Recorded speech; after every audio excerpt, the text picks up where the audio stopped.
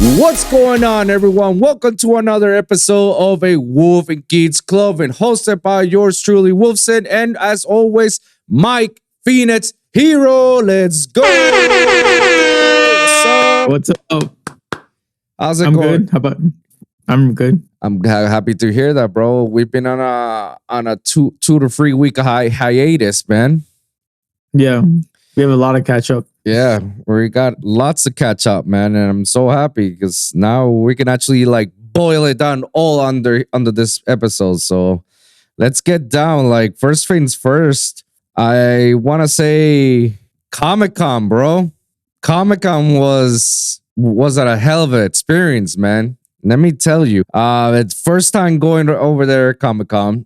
First time going to San Diego. I had a blast. I had a blast in my own personal experience. I had a blast. I feel like it was way too much. I like absorb a lot of things all at the same time. There was a lot of things happening, and you just basically have to prioritize of what you want to do, you know? Mm-hmm. And if I were to give like a sort of review for this year's Comic-Con, I will give Comic-Con San Diego this year alone. For my own personal experience, guys, remember my personal experience. I went to Comic-Con with my family. I have to give in like a good 8 out of 10. It was good. For my first time going there, like I can safely say, yo, I went to Comic-Con, like the original Comic-Con. And it definitely is a huge convention, mega huge. It had a little bit of everything. Like the fan service is there. It had a little bit of everything. Like there's section for comic book fans, you know, for collectibles, authors, artists who create these comic books or even mangas. There's always like voiceovers for shows, like even like sci-fi actors, you know, appearing there. And there's a lot of fan service for anime and manga, for sure. Movies and TVs are being influenced as well, and a lot of props, a lot of costumes selling, a lot of you know, fake weapons, you know, from your favorite video games. Like if you want to have Marky Phoenix's Lancer, Chainsaw Lancer, you can have it, you know. Mm-hmm. It's not gonna be a real thing, but it's the fact that it's like, holy shit, it's Marky Phoenix from Gears of War, you know, like holy shit. And they have swords and all that stuff. They have a lot of props in there that have a lot of costumes. And then that's just one floor. One floor is all about that. Obviously, they got the Funko stuff and the exclusive Funkos and the Konami booths, the Gundam booths, the Fox Hulu new booth section, Godzilla section. They had Shuei Studios with Demon Slayer promoting for the Infinity Arc. They have Viz Media promoting Naruto. I don't know why we're still doing it, even though I'm not mad at it. But like Naruto's over. What are we promoting? And it's more basically promoting the manga, the service. Like it's been 20-something years with Naruto. There's a Pokemon booth that, like, wow. And that's all in the first floor. The second and third floor are different things. They're more for the panels. You know, you wanna see some of the exclusives panels for Marvels. You know, that's one. For DC. Yeah. For Prime Video. What's coming in Prime Video? What's coming in Showtime? What's coming in this and that? And there were some other things in between there, but you know, we only came with the expectations, with little expectations, like, and we were all saying the same thing. Like, there was no chance in hell we were gonna get to the Marvel panel, because by the time the next day we came, they say that it's already packed, and it's packed because people camped overnight on Friday. And as I was leaving Friday night from Comic Con, and I was tired as shit, everybody was walking about, you see people with the chairs and sweaters and even coolers and whatnot just camping out online, ready to go. Damn. The dedication. Jesus. Yeah, that's crazy. And I was talking about that with my cousins and my friends that came. Like, how far are you willing to go to camp overnight to be the first to experience something new, like for world exclusive? I told them my perspective.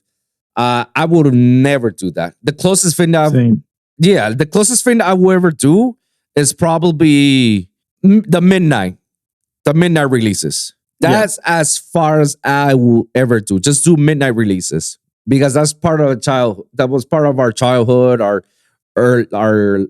late teenage years, our early adult years, doing the midnight races, getting that exclusive, the first game, and you play it that same night and the next day and whatnot.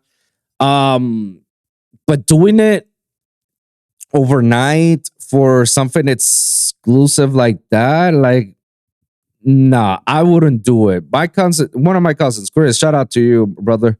He was like, "Oh, you say that right now, but what about when you're like in that age, like in the teenage age, that young, early adult years, like early 20s and whatnot? And if it's like something that you love, like you're gonna be the first one to see something that you like, a show, a movie, whatever is your favorite thing. You're gonna be the first one to be there, and you're gonna be experiencing history and whatnot. You're still not gonna do it." And my answer still is no. No, there's no. If I'm camping out, there has to be value, and to me, it's like seeing something first is not value. To me, if it's like 1 out of 10 rare card, maybe because I can be worth like thousands, right. But just to see a thing that's going to be uploaded like 10 minutes after you see it is not worth it for me.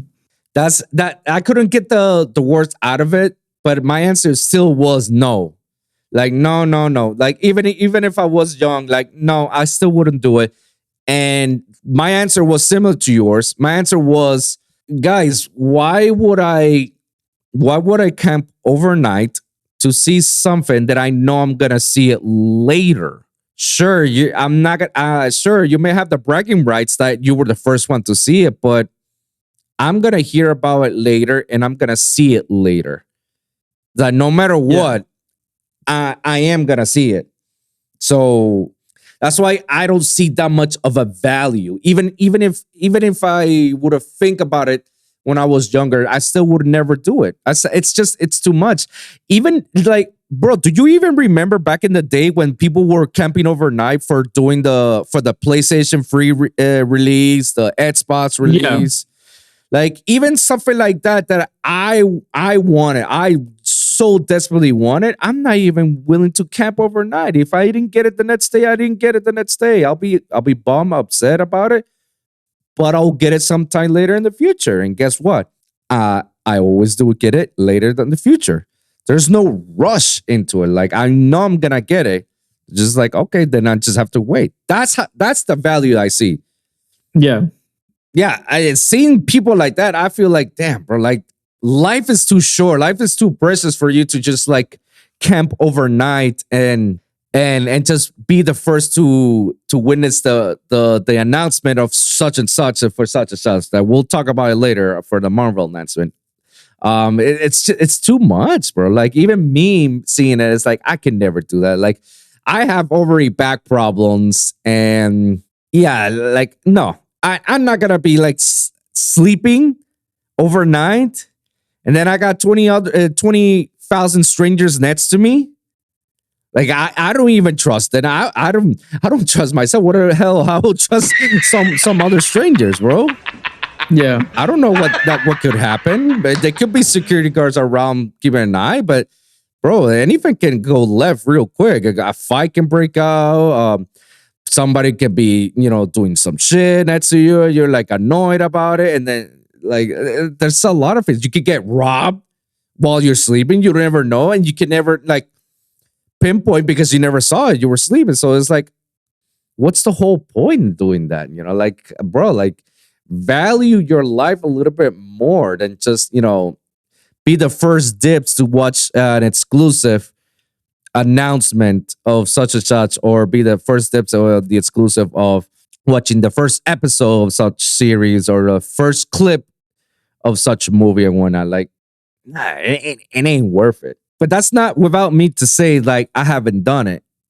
I've waited in line for panels to watch the first thing of some show, but I didn't do the overnight. The overnight, yeah. It's two different things, you know. Like I was talking to Geektanium, shout out to you, Reactive. We were talking and we were doing a lot of compare and contrast for the first time that we went to New York Comic Con and going to this Comic Con. And we both thought the same thing. Without even talking about it, we both same thing. We both agreed that we felt that New York Comic Con was much better experience than Comic Con San Diego. Now, a lot of people will flag me, will say like, whoa. Nani? Two different giants. Well, like, those are two big giants. Hold up. Sure. Wait a minute. This is like each of them on their own coast. And yes, we can say that San Diego is the original G, you know? But I felt, and this is exactly why I gave Comic Con San Diego an 8 out of 10. I felt like New York Comic Con was much more well organized in terms of structure or people, vendoring, and they everything was in layers. They have 4 different floors in this convention center, in which each floor is its own thing. Like, they didn't try to combine everything all into one floor. Mm-hmm. They literally divided so that way you know what floor to go to get what you want to get, you know? Maybe times has changed since the last time we went back in 2019, and we're talking about 24, that's 5-year difference. Maybe times have changed and it got bigger or not. But I feel like I managed to do everything that I wanted on New York Comic Con all in the span of one day. And I was able to get whatever I wanted or achieve whatever I'm trying to achieve all in that one day on a Friday. In that one day. Yeah. And then so what we did on the second day is like, all right, since we did all this, second day, let's just go to watch the preview of Jack Ryan's Jack Ryan, right? Yeah, Jack Ryan from John Krasinski, Tom Clancy's Jack Ryan. The preview of the first episode before it gets aired. And we were excited. It was just like, hey, why not? You know, we were first there. We managed to get in there. We saw John Krasinski in there. And then, yeah, we did. And then everybody did their thing. It's like, all right, we're going to do this. And then they do this. And just to catch all the stuff that we missed out on the first day. That's basically what we did. And yet we still managed to do everything that we wanted. Compared to San Diego was very overwhelmed. It was very disorganized. A lot of volunteers did not know what the fuck they were doing. Every time we try to ask for something, everybody has a different answer. They didn't even know what the fuck is going on. There were no space for us to like, all right, let's sit down for a little bit. Let's sit down on the walls. Hey, guys, you got to get up because this needs to be clear. Like, god damn, like that? This trip was, we call this trip the, you want something, you have to make a line. You want, my thing was, I want to get to the Konami booth and get the exclusive Mac. Oh, you have to make a line. Oh, okay, cool. Well, how long is the line? 40 minutes. What? 40 minutes? Oh, yeah. And Nani? That's the end of the line.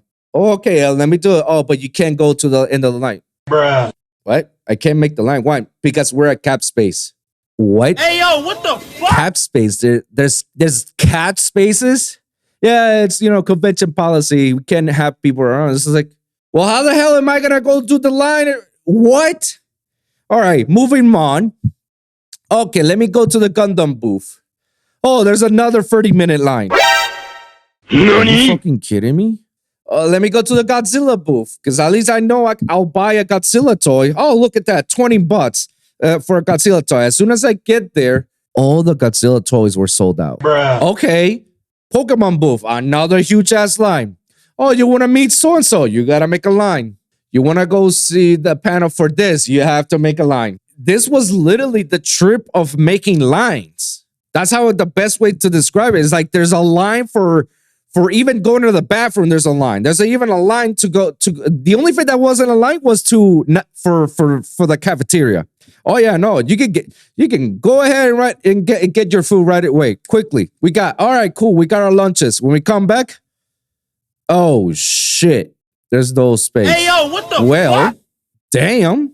So I guess we'll eat right here in the stand. Okay, I guess with all the other shit that we have on top.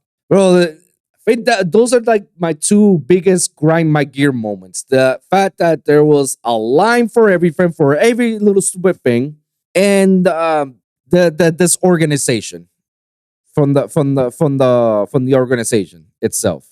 Like those are probably my disorder because, bro, can you believe it? I remember in New York Comic Con, in order for you to enter, before you even enter to the convention, they had a metal detectors placed in the entrance. And this is outside. And they have everybody check, scans, and everything. If you're a cosplayer, you got weapons and whatnot, you have to like check it out with them, making sure it's good and whatnot. Yeah. And then it's not dangerous. Yeah, exactly. It's dangerous. We go in to metal detectors, then we can go ahead and pick it up and whatnot and keep going, you know? This to enter, oh, beep, keep going. No metal detectors or anything the whole time. I'm like, holy fuck. Shit can go live real quick here. Like, god damn. That's how wild it is. Oh, but we'll put metal detectors for the entrance of going to the panels. Seriously? That was like, okay, whatever. I'm not gonna even bother questioning or wondering why, but you know, it is what it is. I just feel like I did so much in Comic Con New York that I did in San Diego. And don't get me wrong, the experience of us going there is like, wow, it's a cool experience. Like I know that, like if I'll go again, will I go again? Sure. But I guess I'll be a lot more selective. Like if this year's gonna be good, it has to be something that is like, ooh, I want to go for sure because so and so is coming. I'm not gonna do like going blind randomly and like that, you know. Yeah. But that's basically my biggest gripes out of it. Out of anything else is just it was just a good experience overall too, you know. In San Diego, they lit the whole city itself celebrates Comic Con. That's 100%. Like everywhere from the airport all the way to the hotels to the supermarkets, everywhere. They know that this is Comic Con week. Everybody's celebrating Comic Con. We're gonna put specials for Comic Cons and whatnot. Crazy. Mm-hmm. So how much they literally take it. Because honestly, San Diego is a very beautiful city. It's very beautiful in the valley. Great ocean view to the Pacific Ocean. I could safely say, damn, I saw the Pacific Ocean. Very cool. But outside of that, there's really nothing much to do over there. Like, there's not that much of entertainment. Like, we can say that here in South Florida, we got a lot of things to entertain ourselves, you know? But over there is like, not really. So that I think that's why a lot of people emphasize Comic-Con and push Comic-Con that much to make it much more like, oh my God, this is a very cool thing, you know? Mm-hmm. But I'm trying to think like other things from it. Yeah, it was just a great experience overall. I can't complain. I'll put it an 8 out of 10 as a good review. I like 2 points dropped because of those two things. Again, like everything is like everything in there is like it's a line. It's a line to get this, and it's a line. Oh, maybe I will put this as a half a point. I'll give it a 7.5. One thing that make me upset about some of getting some of the exclusive stuff from Comic-Con is that there is no limit. Only certain vendors will put a limit, but overall there is no limit. So if you wanted to have an exclusive Funko from Comic Con, they allowed you to purchase like 20 of them. Hey, yo, what the And fuck? they'll give you and they have the bag for you to purchase all 20 of them. Bruh. Which is like, dog, that's out of control. There was a few Gundams that I really want to get because they had like some sort of neon colors. It was so fucking dope that it's like, all right, I will purchase this because they look dope. Sold out the 2 days I went there. And I went early in the morning just to get it. Sold out because they say that, bro, like people were buying five versions of that one. But when I go to Konami booth, however, how many? You got the Mets? Yeah. How many can I have? 2. Well, damn. Oh, okay. I'll take the 2. Oh, the plushies. Yes. How many plushies? Like, here are all the plushies. All right. How many can I have? 1 of each. Give me all the ones that I got. That you got. I was like, damn. But yeah, the majority of the vendors very non-restrict about how many purchases, because for them is like first come first serve. We're still gonna make money out of it. Money, yeah. Which is sucks because they should implement that. Because I know in New York Comic Con they implemented that for the Funkos and some other stuff that I managed to get, but they were very strict on the amount of stuff that you have to purchase. So that's why I'm very shocked and surprised that in here, since it's the OG of the OGs, they didn't implement that, kind of structure of it. So a little bit disappointed on that one. But I can show you the pictures and everything later this week when I see you. I'll post some on Instagram so people can watch it. Great experience. Great experience. I'll keep it that 7.5 or 8 out of 10. One of those gripes, but overall, if it's your first time, you're gonna have a great time. Just be prepared because it's gonna be very overwhelming, and you might easily get lost.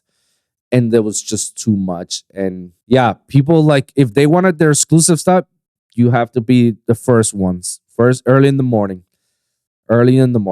So yeah, that's basically my overall review of Comic-Con per se.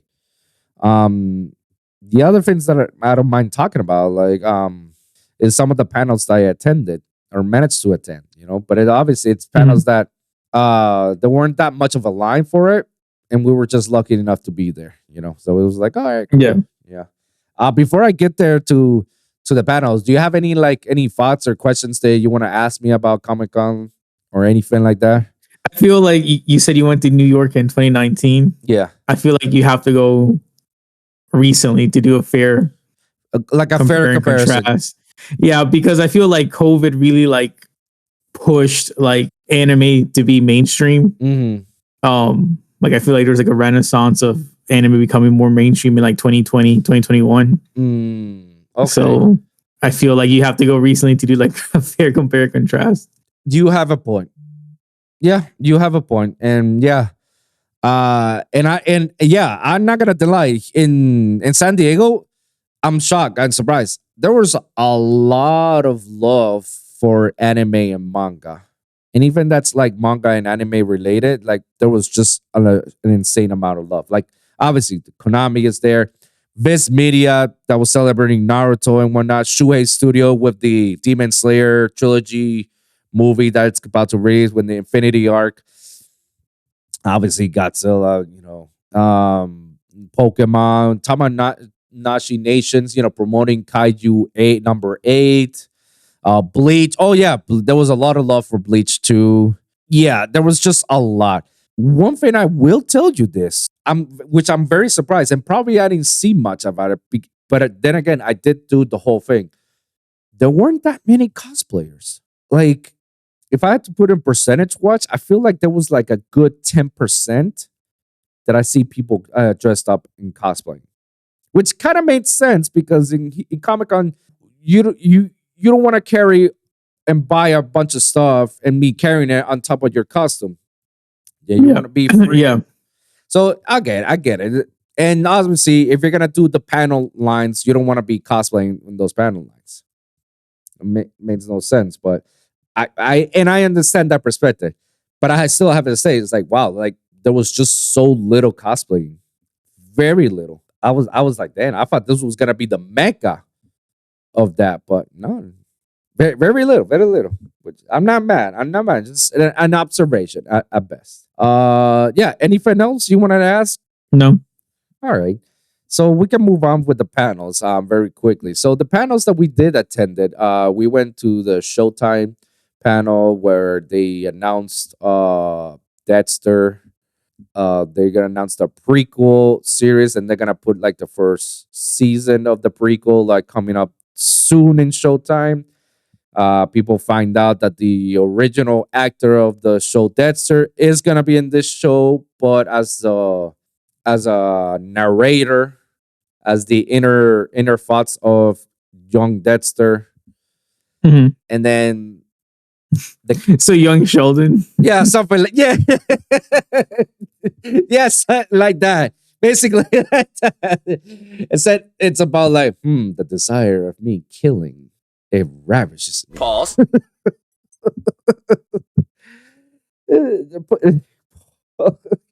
That it's so messed up, but yeah, something like that they were announced. For me, I didn't care much about it, but our friend David, who's shout out to him, he's Vitorazo. He wanted to see it. He likes that show, and we're like, all right, cool. Let's go in together. And then at the end of it, they announced that there's gonna be a sequel to the original series of That's a Called Resurrection. So when they say that, the fans just like went nuts. They went nuts. They were like, "Oh my god, no fucking way!" I'm like, "Damn, I didn't know this. There was the fan service is there. It's there. Like, wow, damn, cool." So that was, but it was fun seeing all those actors. We saw, Buffy the Vampire Slayer. She's gonna be playing in the prequel series, so that's pretty cool. Afterwards, the next day, we went to the Batman Cape Crusader panel. There was a line for that one for sure, but it was inside. So we then there we got our seats. We were pretty close, and in the Cape Crusader they clipped the first episode, but I was falling asleep. Man. I was just like I was too tired. I couldn't handle it, so I just went like this. I just couldn't handle it, man. I had to watch the Batman series, animated series in Prime Video.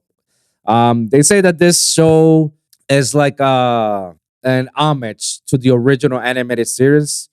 So what they did is like they wanted to bring old school style anime in the sense like old school times, like nothing modern. It's like everything in the like how it was when the first animated series aired up. And there was a few changes in there. Matt Reeves is part of it. Like he's like the executive producer of it, and he was there too. So so there's a lot of love and support for this.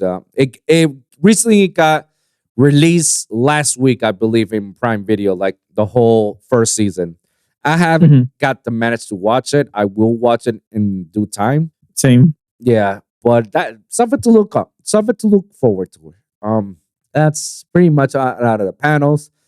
I guess like the last thing out of Comic Con, which is pretty dope that we were nearby when it was happening, was the Marvel panel. Oh my God, there was just a lot of announcements, a lot of them. And we didn't know that some of these people are going to be there, I guess like the biggest, announcements out of it, like, they were promoting Captain America, the New World for next year. They were promoting Deadpool. I remember they were promoting that because that week of Comic Con, it was the official release of Deadpool. So obviously there was an appearance for Hugh Jackman and Ryan Reynolds, but it was on a Friday, I believe.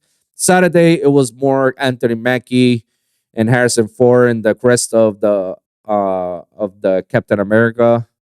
They announced I keep forgetting this actor's name. The one that we talked about before, the one that I felt like I don't know if I see him as a badass super villain or something. From Gus from Breaking Bad. What was the actor's name? Oh, John Carlos SP something. Yeah, Espanito, Despacito, Despacito. Yeah. I don't know. Gus Fring. Yeah. Yeah, Gus Fring. They announced his role, like, and what kind of villain is it. Apparently, people were like, "Holy shit, he's that guy!" Oh my God! I'm like, I don't know who that guy is. I don't know, but apparently, He's a very important villain. Yeah, and obviously Harrison Ford saying to everybody, spoiler alert, guys. If you guys haven't watched this, spoiler alert, 3, 2, 1. Harrison Ford is the Red Hulk, which I feel like I've heard about it, or I knew that he was going to be the Red Hulk. I don't know when, but I just feel like I knew about it. And everybody was like in shock and all that. It's like, oh my God, so he's the Red Hulk. I was like, I'm not that surprised. Like, I feel like I've heard of it. I don't know where. Maybe it's from the trailer or even before when they started to do casting. They announced it or something. I don't know. They were promoting the Thunderbolts, which is like Marvel's counterpoint of Suicide Squad. You know, so they're promoted Thunderbolts. They reveal the cast members that were there. Fantastic Four. The whole cast was there. They say they started filming and that, you know, it's gonna be released. I don't remember where they announced where it was gonna release. I don't know, remember, but they were there, and everybody was like, spoiler alert, if you guys haven't seen this on the web or anything, 3, 2, 1. They revealed that the villain of Fantastic Four, the movie, is Galactus. So they say that. And it's because there was a glimpse in some of the exclusive video, this teaser, there was a glimpse of his face coming over. And they say that it's like they say that Fantastic Four is like in the past, but in a futuristic past. It's like, okay, cool. Well, I'm looking forward to it. And then lastly, the one that everybody was waiting for, the announcement of the 2 new Avenger movies, which, you know, before it was the Kang Dynasty and Secret Wars. Well, they scrapped Kang Dynasty and now it's called Doomsday. And they both gonna be a year apart from each other. So first is gonna be Doomsday, May 2026, and then Secret Wars, in May 2027. And I guess like the best news I've heard out of it was the fact that the Russo brothers, people who did Civil War, Infinity War, and Endgame, they're coming back to direct these 2 movies. And I feel like that's good. Those are great directors, and they know how to develop a story, a movie, like they did with Civil War and the last 2 Avenger games. So I have a lot of faith on them directing these 2 new Avenger movies, you know? And then lastly, the big announcement of who's going to be Victor Von Doom or Dr. Doom is, spoiler alert, guys, one more time. 3, 2, 1. Is none other than Robert Downey. I've heard so many mixed reviews about this. So many. At the time of the announcement and when he pulled out, everybody was just going nuts. Like, we felt the vibration of it. Like, that everybody was like, holy shit, there's no fucking way. This is insane. You know, blah, blah, you know, Robert Downey Jr. There was just a lot of love. At least in the panel, there was a lot of love. Going to the internet and critics, there was a lot of hate. So I feel like there's a mixed bag of little bit of both. I personally don't really mind that much. And it's because even before they announced, or even before, I've known about Dr. Doom for quite some time. And I know there's like, because we're in this multiverse era and time skip era as well, because they're both into it.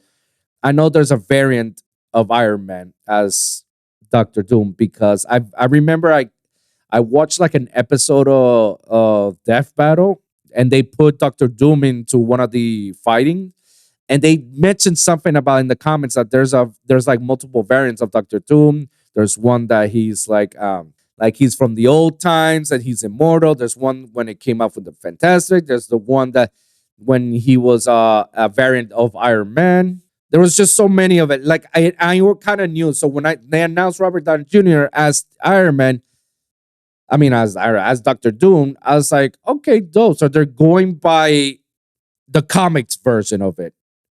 How is it gonna play? I don't know. I put my faith in those guys, in the Russo brothers. But like I said, I really don't care much to it. It's just another variant, another Dr. Doom. But if I know he's gonna do a great job, absolutely. I feel like he's gonna do a fantastic job. But I can understand why people are like upset because like they see RDJ as Iron Man. They don't see him as anything else. And putting him on this character, it feels like Marvel is desperate and they're trying to do everything in their power to, capitalize or recharge, revive the MCU because it was dead for quite some time. And I understand that perspective. Yeah, I definitely agree to that. I can see why it was definitely a desperate move. I mean, it was definitely enough for them to say that we need the Russo brothers in these two Avenger movies. We need them, and we need something that's gonna wake everybody up and give us shock value. I have no doubt that he will do a good job as Doctor Doom. But again, it all depends on how he's gonna execute it. Is he gonna execute it? Are they gonna do like in the comic books that he's a variant? He's an Iron Man variant that happens to be Doctor Doom, or he's just gonna be a Doctor Doom variant overall. Like he's not Iron Man. He was never Iron Man. He was just a variant of Doctor Doom. What are your thoughts in this whole Marvel announcement and leading up to the Doctor Doom? I really am curious to hear your thoughts. I agree with what you said. I feel like it's just like a desperation because I feel like you're picking a comic plot line that isn't well known to people. Like if they picked like Civil War was like a very popular like comic when it came out, so that's why they made a movie on it. But like Doom as Iron Man is not really like well known or popular, so it just feels like, oh yeah, we're playing homage to the comics that most people didn't even know about. Right. We're just but that's like our excuse of hiding behind picking Robert again, because I feel like after the whole Kang thing, they're just trying to play it really safe now. Yeah, and I feel like that has to be like the smartest thing they have to do right now. They can't do any more risk movies anymore because all the risk ones they've been releasing after Endgame, it's just they've been flopping. It's not. It hasn't been. This phase hasn't been a great phase for Marvel. It's like probably the worst phase they've ever produced. So yeah, something like that. I think people need to remember that like Marvel was never like every movie was a banger. Like right. Thor 2 was horrible. Yeah, people forget about that. Yeah, like there's other movies like most people didn't care about Ant-Man. Or Doctor Strange. Yeah. So then it's just everyone says like, oh yeah, the MCU was better. It's like, yeah, but you're saying that because of Endgame and Infinity War. Like you're saying 3 movies carry 3 phases because a lot of people hated Ultron. Let's not forget that. Oh yeah, that's true. A lot of people hated Ultron. They're like Age of Ultron is the worst movie. So it's like we gotta stop like romanticizing that like the first 3 phases of Marvel were like perfect. They were not perfect. So I think it's almost the same thing where it's like there's haven't been good movies lately, and they're trying to say, oh, it's dead. It's like by that logic, it was dead back then because you're just waiting for like a big banger movie. So that's my perspective too. I also think it's like they're just trying to hype up the huge crossover movie. So the Doomsday is gonna be that. They're gonna have like, everyone in it. Yeah. I mean, to me, it definitely came into a shock. And especially when we were in the hotel, we were looking at Twitter. We're like, holy shit, they just announced who Dr. Doom is. And my cousin was sleeping. When he woke up, I was like, bro, Robert Downey Jr. is Dr. Doom. And he was like, wait, what? What? No, that has to be fake. Oh, wait, it's real? Hold on. Wow, they actually did it. Yeah. Wow, okay. So it was a lot. They did a good job of the shock value.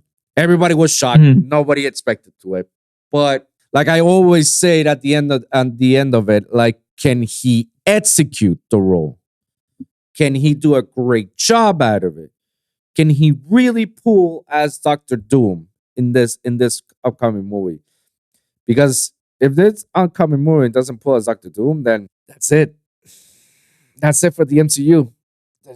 Like you couldn't bring one of the greatest actors of your franchise back and make a great movie out of it or make a great role out of it, then time to pull the plug on MCU, guys. I'm sorry. I would wish there were other better candidates, honestly. Like I'm not upset that he's in it. And at the same time, I'm not happy either. I'm just in between. It's like I have a lot of faith on RDJ, and I feel like he can probably do it, but that still remains to be seen until it gets to it. The other actor I was thinking, I thought they were gonna pick John Hamm as Dr. Doom. I feel like that was a perfect candidate, and he actually said it multiple times. Like it would be dope if I get picked to be, Dr. Doom. I thought he was, but I guess not. Yeah, dude. Freaking RDJ, Dr. Doomsday. That's one of the biggest shock values out of Comic Con. That was the whole talk of the weekend. RDJ is back in the MCU, and he's gonna be Dr. Doom. Now we are all saying that they're gonna play the Iron Man variant that turned out to be Dr. Doom, but maybe he could play as like, no, he's just another Dr. Doom variant. We're just speculating at this point. We don't know until we see a trailer or until we see clips out of it and believe in it. But I feel like that would be worse because I feel at that point it's like, why not make a movie just one actor? Like, like I'm the protagonist and the antagonist and the extras and my own love interest and like. Because that's the part that annoys me. It's like I agree, like, yeah, he can play the role, but it's like, are we just gonna make him every role at that point? Just be like, right. Multiverse. It's like, can he also be Mr. Fantastic? Sure, because multiverse, like. No, you have a good point in there. Yeah, that's why, like, I really, I like it when it's like cameos, but not when it's like, okay, this guy's gonna be the main villain, right? And if they make it where it's just like he just happens to look like Iron Man, yeah, it's gonna be so annoying and crazy. If they literally say like he has nothing to do with Iron Man and he just looks like him, it's gonna be so obvious Disney picked it just because it's him and no other reason. Like I feel like there has to be some sort of plot point where like there's a reason why he looks like Iron Man. Yeah.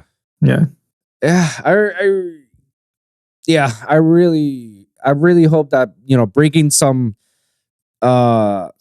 big directors who directed the last two Avenger games and Civil War can actually put MCU back to the map of where it was supposed to be, and hopefully with their skills of directing the movie, there could be like a potential good writing, a good story, because I feel like that's exactly what we're missing in all these movies. There hasn't been a movie when there's the element of feeling of a human. Everything is all like pew, pew, pew, pew, pew. That's it.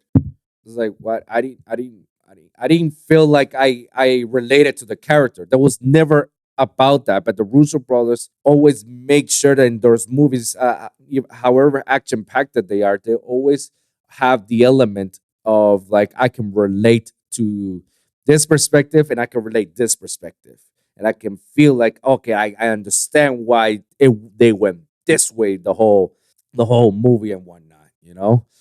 I hope that they get good writers that they can trust, that they know they can carry this. But even still, even if I will say like, all right, you got the greatest directors back again directing your two Avenger movies, I still feel like this is still not enough to bring back that same feeling that you had in the couple of phases. Yeah, because it has to be the whole phase. You can't just do the two movies and then the rest of the phase is boring or generic. Like exactly. And that's exactly what we've been dealing in this latest phase. Like everything, it feels so generic. It feels so blah about it. Like, and I get it because it's hard. It's hard to make movies and TV shows about characters that we've never heard or we never thought they existed, or nor do we really care too much about it. Like I've never met anybody that says like, "Oh my God, I love Doctor Strange over Spider-Man, Captain America, Iron Man." And Thor. Like I feel like I knew about Hawkeye more than I knew about Doctor Strange. I mean, to be fair, Iron Man was not that popular. Look, if you look at Iron Man in the comics, he looks so goofy, bro. He only looks cool and popular because of the movie. So to be fair, I think Marvel can put superheroes in the mainstream that I never heard of. Like, I think most people knew Iron Man from the Capcom for the Marvel fighting games. Right. Not even from like his own comics. So like, I think Marvel has the ability to put characters you never heard of, make them popular, but they just haven't done it in a while because they're just writing bland stories. And then it's like, okay, well, it's the same story, but with a different character. Why would I be that invested in it? Yeah, basically a rinse and repeat, copy paste. It's like, okay, I'm about to hear the origins of this character. It's like, I've heard the origins of multiple characters before. Why do I really care about like on another character? It's just gonna be the same thing over and over. Give me something like I care too much. Like the perfect example I will put it is like, look at the Matt Reeves, the Batman with Robert Pattinson. He didn't give us an origin story like in the previous Batman movies. You know, in the Christopher Nolan, there was an origin. The one with Michael Keaton, there was an origin. Some of these Batman movies, they had so many origins, and it's like almost the same villains over and over. But Matt Reeves tackled the Batman in a different perspective. It's like, sure, it could be an origin, but tell you what, it's not how it all started. It's already like year 2 of Batman, and there's already this villain that has been a great nemesis of Batman, the Riddler. It's not the Joker like as they always portray. It's not being fleshed out, and look how that movie turned out. Like I love that movie. Like I know you love that movie, but that's a great story. It's a great way to start its own movie franchise. Like they're making Batman Part 2 with Robert Pattinson attached to it, with Matt Reeves attached to it, and they didn't have to do an origin story. In fact, there weren't even. I don't think they correct me if I'm wrong. Were there any flashbacks of when he was young, or did like a small little origin story of how it all began, or no? It was just like year 2 trying to find the Riddler and whatnot. It was like year 2, yeah. Yeah, so, and now they're going to continue on with the next sequel, with now having Matt Reeves the Penguin as part of the spin-off series, as part of it, and then Batman 2 with these other multiple villains. I mean, they're off to a great start.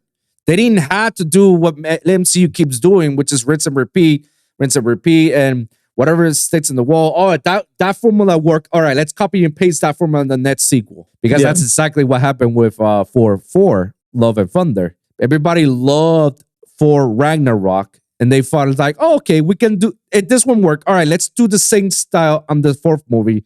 It didn't land. And they had lots of potentials to a lot of antagonists that they just didn't flesh them out properly.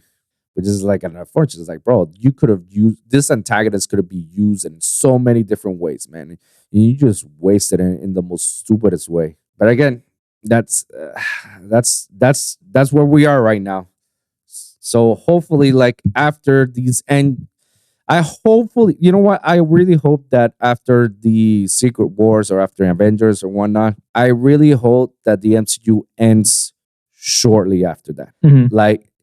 And I feel like it might end shortly after that, because if they're already portraying the Fantastic Four and it's already looking at, Galactus is going to be the villain, I feel like Galactus is going to be the villain of the last phase, because he's the destroyer of worlds. Like he's the end all be all. Like he's the one that, everybody in the world, including antagonists, we all had to band together and, stop this celestial being before it destroys the whole entire galaxy. I really hope so. Because, and have that mark. That's like, man, that was the MCU era. It was like, damn, like, no more after that. And if they're going to if they're going to continue to making more Marvel movies, then I guess start looking at reboots. Restart from the very beginning with new characters, with new actors, and let it flesh out into a whole different timeline, a whole different universe. I guess that's the best thing I can tell you. Yeah, that's basically my thoughts out of it. You have any final thoughts out of it? No, not really. Yeah, guys, let us know in the comments down below what you guys think about the whole Marvel announcement overall and together. You love it, you hate it. Just let us know in the comments below. Moving on, we can go to Deadpool 3, right? You already watched it, so we can actually talk about the whole movie. So I'm gonna let you go ahead first before I do. Let me know what you thought about Deadpool 3. By the way, guys, spoiler alert for those who hasn't seen it yet. 3, 2, 1. Go ahead. Let me know what you think. I really liked it. I thought it was probably one of the best like MCU movies in a while. Hugh Jackman was pretty good. You didn't like him? No, I loved it. I loved it. Oh, because you went like this. Oh no. I meant to like agree. It's like Okay. Yeah, no, Hugh Jackman's Wolverine. No, nobody can take that away. I like that he felt like a different Wolverine than like the main line. So I felt like it was good that like he was still Wolverine, but portrayed like a different like type of Wolverine. Yeah. Compared to like the X-Men movies. Ryan Reynolds I felt was the same, like funny. Like the humor like was still there. I felt it was a bit weird because I felt like they in the trailers they showed like the people Deadpool is normally with, and then they were just like on screen for less than like 5 minutes. It was just for like it was literally just for his birthday. Yeah. And that was it. And I was like, okay, that was weird. Like I understand they're trying to keep it like under wraps, but at the same time, I was just like, it was just weird that they really didn't have like any plot point or anything. Other than Peter. Peter was funny. Peter. What else? I guess since we did the spoilers, the Chris Evans was funny. Yo, I did not saw that one coming. I thought he was gonna do the whole Avengers Assemble shit. Well, like right before he did that, they showed the Fantastic Four car. Oh my god, really? Yeah, there's like a car that's like drive. You know how like they're driving up to them? Oh yeah. There was a Fantastic Four on it, and then I was like, is this Chris Evans? Like Human Torch, and like it was. Oh my god! He also looked like way younger. He also looked way younger, and I was like, okay. Yeah. I thought that was good. I feel like no one cared about Elektra. Who was Electro? Was it Elektra? Oh yeah. Like, did she really have to be there? Like, I feel like no one cared. No one clapped in the theater. No one like. I was like, oh my god, baby, look, that's Elektra. She's like, who's that? It's like, okay, never mind. I know who it was. I just didn't care. I was like, oh, weird. Blade was crazy. Everyone started clapping. Everyone went crazy. Blade was great. And Channing Tatum as a variant of Gambit, I was like, oh my god, bro. At first I was like, is he talking French or something? Is there a French Gambit or something? Did I miss something? Was Gambit ever French? Because he was just talking weird. I was just like, what the fuck is he talking about? Well, he's like supposed to be Cajun. Oh, like New Orleans. Oh my god! So that's the accent. So he's Creole. Like he has some Creole in it. Yeah. Oh shit! Yo, bro, I gotta give it to Channing Tatum. He did a great job as Gambit. I think that was my favorite part of the movie with him. Yeah, bro. That was good. Anything else you want to add? I really like their dynamic of Deadpool and Wolverine. The like Wolverine was trying to be serious. Deadpool was like just trolling him the whole time. And I felt it was very like that's on par with like how it is in the comics. Like Deadpool just trolls everyone. Yeah. So I felt like it was very like like true to like the comics. I really liked it. How about you? How far would you rate it from a scale of 1 to 10? I mean 8.5. Okay. It has replay value. So I can. Yeah. I will have to agree with you on that. I will put it on that scale 8 or 8.5 out of 10. I enjoyed it very much. I wouldn't say I loved it. Like I loved the first and second Deadpool. I fairly enjoyed it a lot. Definitely has a replay value. Oh my god, I have to watch it again too because there was a time the dialogue was so low, but it's because like my wife wanted recliner seats, and the only recliner seats were in the one of the Regals in Pines. And I wanted to watch it on fucking RPX or IMAX theaters. Like I want to hear this shit. Like I want this shit in her face. But no, she wanted recliner seats. Otherwise, she would not go with me. It's just like, all right. So in the fucking recliner seats, it was nice and comfy, but fucking the speakers were dog shit trash. So there's something, and they didn't have caption on it. So most of the time, I'm just figuring out what they were saying. So I'm gonna have to watch the movie again to listen properly. And also, I got a fucking annoying Hispanic woman next to me every once in a while talking through the phone.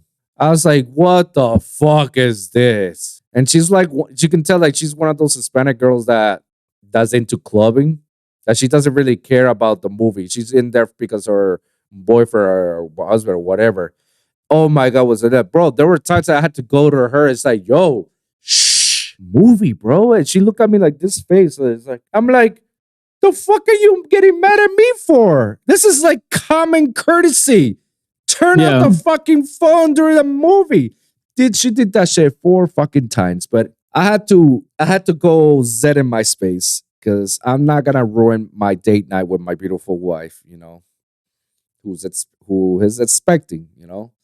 I'm not gonna ruin that experience for us, you know. I'm not gonna be an asshole and screaming on a woman or not. I'm not gonna go get out, come an usher, which most of these ushers are a bunch of fucking teenagers. Ain't nobody gonna do shit about it. So I'd rather just like focus on it. But my God, was that shit annoying. And because of it, there were probably some times that I tried to focus so hard and try to listen to what they're saying. I couldn't understand most of it, that I have to rewatch it again, you know, because I was just plainly upset. But dialogue was good. I feel like the whole script of the movie was a big nothing burger. Like I get what they were trying to reach, and I felt like it felt flat when they come out and they say, "Oh no, we're both alive." I was like, "Bro, why did you make me care so much about it that I thought they were gonna die?" And it's like, "Well, this is it," you know. All of a sudden, it's like, "No, we're both alive. We're good. We're good to go."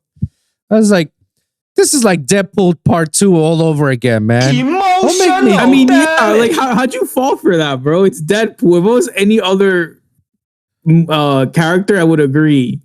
But it's Deadpool. It's like, you know, he's gonna live. He's gonna have everyone live. Like, I don't know. Even if Hugh Jackman died, he would have just gone back in time and saved him. So like I felt like, come on, bro. Like, you knew he was gonna. But and that was another thing. Like, I didn't understand the whole TVA thing, paradox. They didn't stop Hugh Jack. They didn't get Deadpool for all the crimes he committed of doing the time loop and whatnot. No, they only needed him because the Wolverine is dead, and you know, you need to find a new Wolverine. I was like, oh, okay, so that's a whole plot. And oh, okay, now we know Wolverine and Deadpool are part of the MCU. Good to know. It was just so weird and awkward how they actually portrayed them into the MCU. As a fan, I enjoy the movie. And I love the reference and the cameos, and including some of the comic references out of it.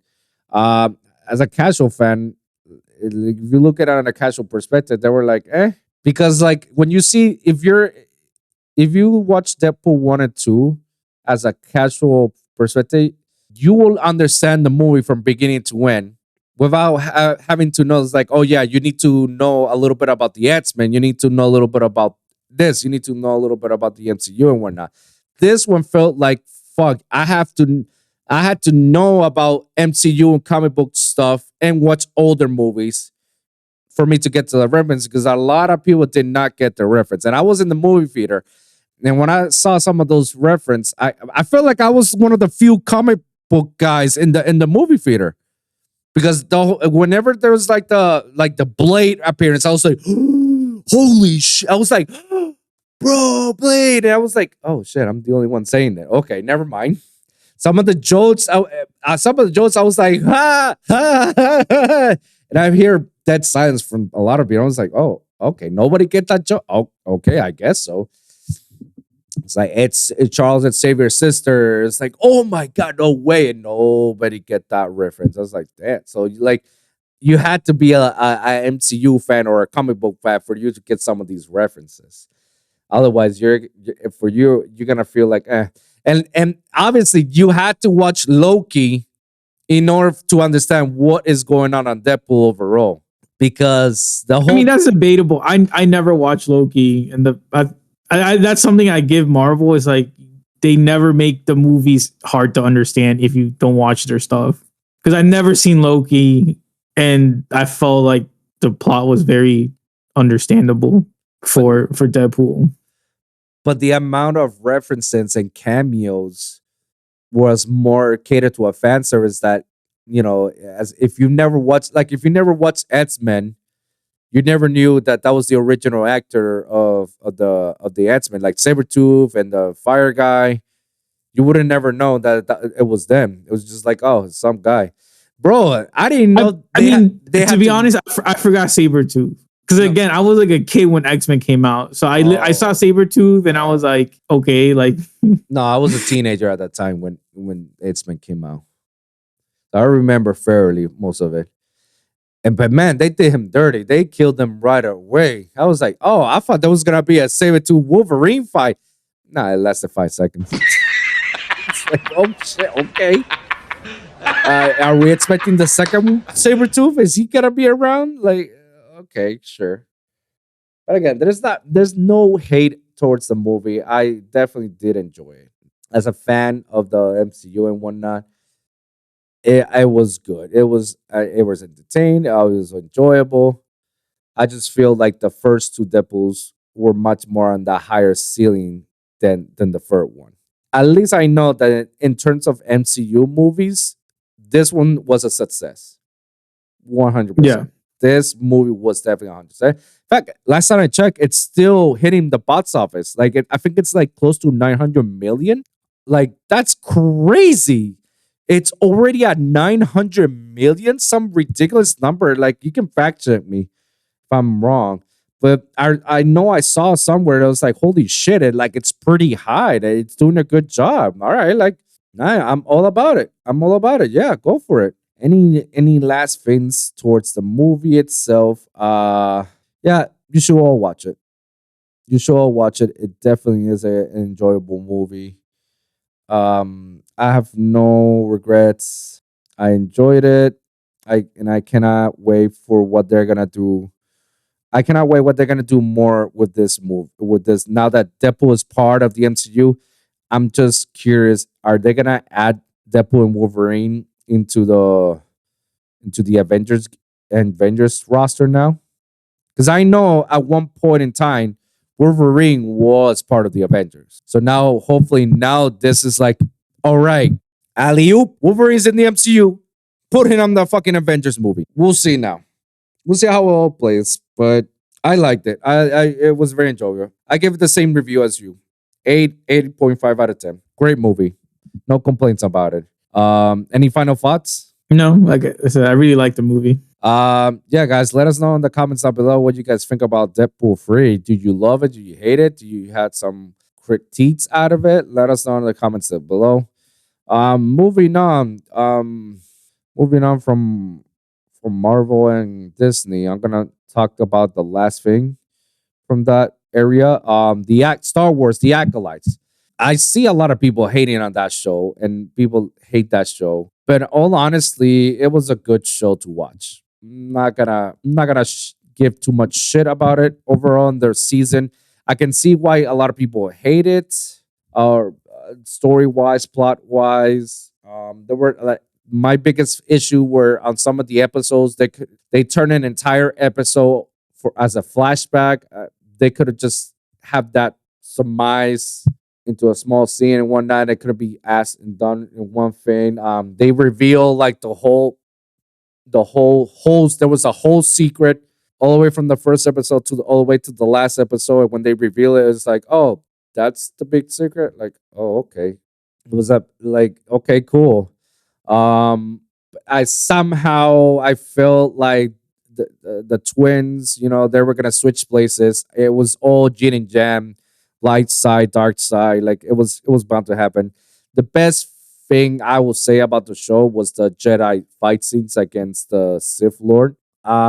Which is it's insane that he doesn't consider himself as a Sith. He actually has a different name. I forgot, like an anti Jedi, or like a rogue Jedi, something like that.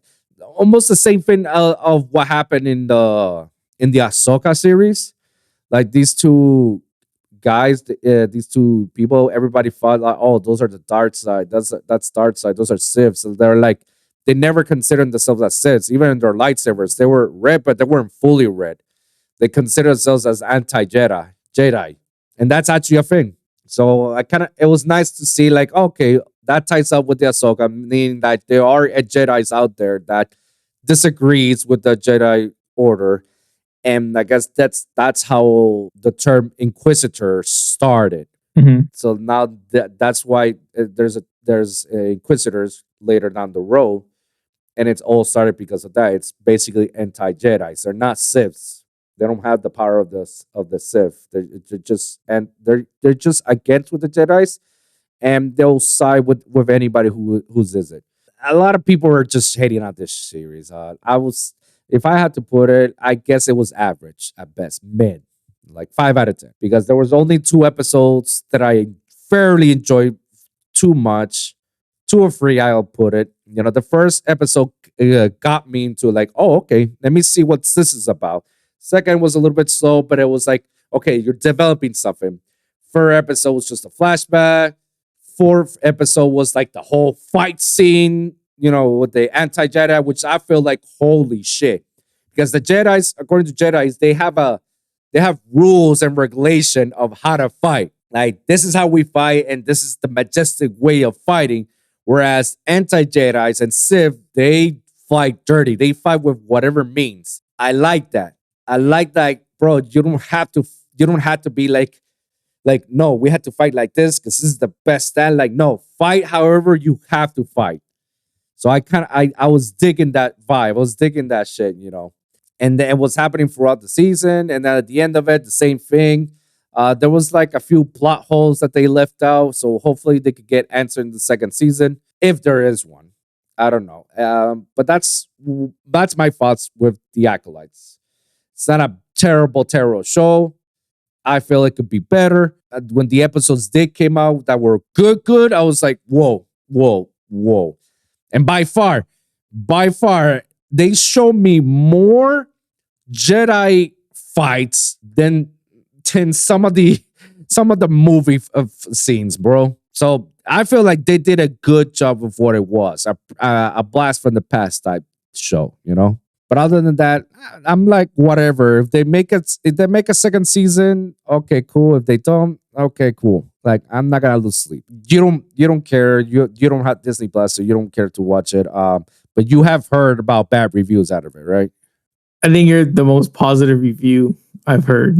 I try to be neutral in all this, bro, because I try to give them some flowers, at least one. Even though everybody's shitting on them, I was like, okay, but come on, like, you have to admit the fight scenes were badass. Like, somebody who tells me, I think everyone has said that. I don't think anyone has denied the fight scenes are bad, but they're still like, even with the fight scene is not enough to carry like 8 episodes. No, I agree. And so they're like, that's like a 3 out of 10 from what I mostly hear. And I do agree the fact that some of the episodes were way too long for what it was.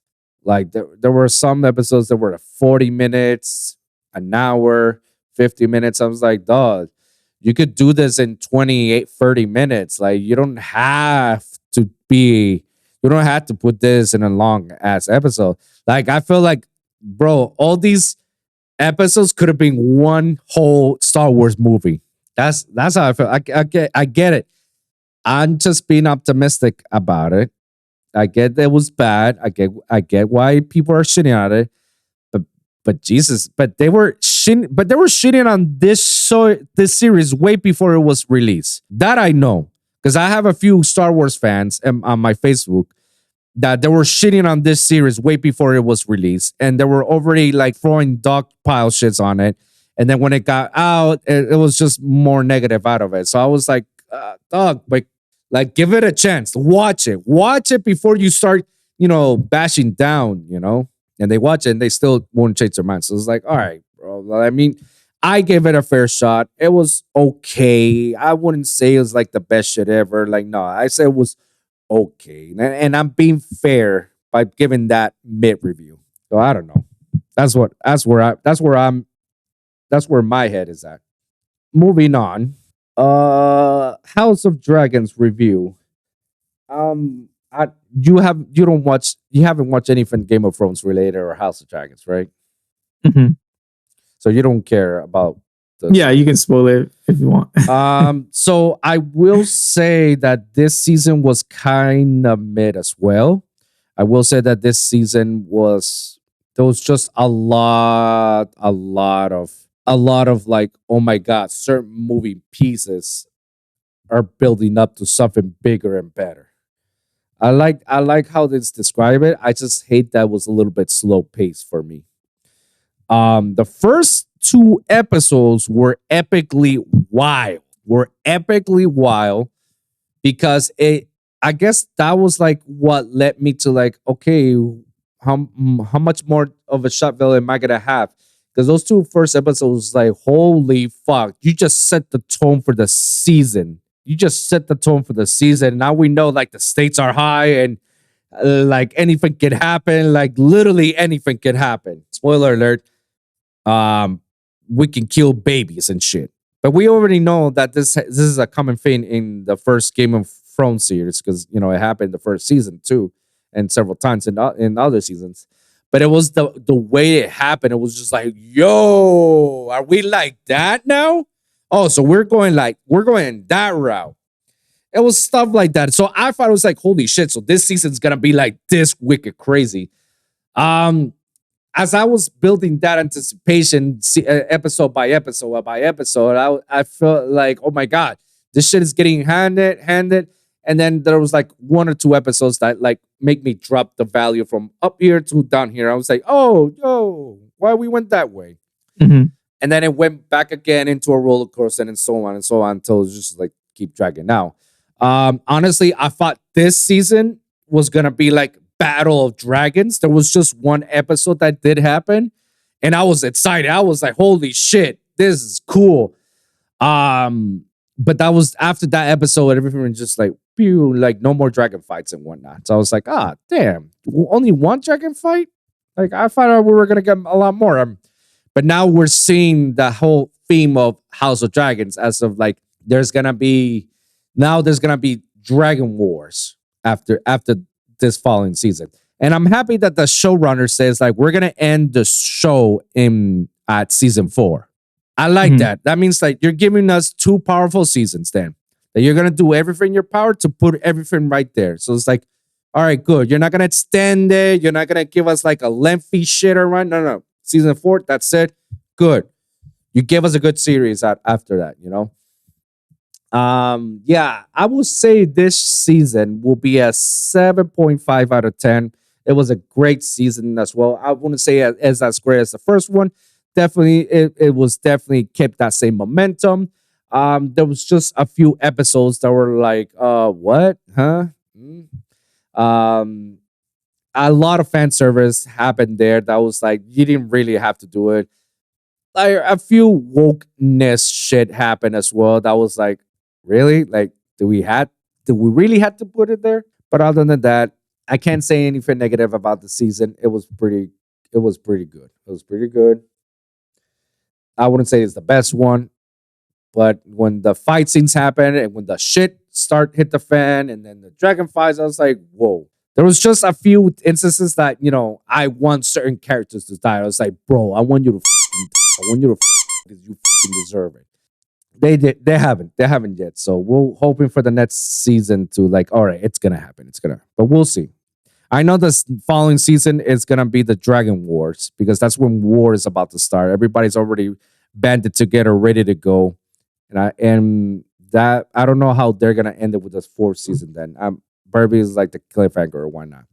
but we'll see. I know it ended powerfully. It ended powerfully. That's all I gotta say about House of Dragons. So moving on, the boys. The boys are back in town. The season finale was holy Santa Claus shit. Wow. And guys, we're gonna do a lot of spoilers on this boys review. Okay, so 3, 2, 1. Spoiler alert. I'm gonna give it to you once again. What do you think about the last episode and the season itself overall? What to expect in the next future? I feel like I called it. I said Billy was not going to die this season. I said, like, I don't care how sick he looks. I don't care, blah, blah, blah. He's not dying. It, bro. I can't believe it. And then he didn't die. Like, I knew it. He's gonna be at the last fight. He's gonna be at the last fight. The powers thing was interesting.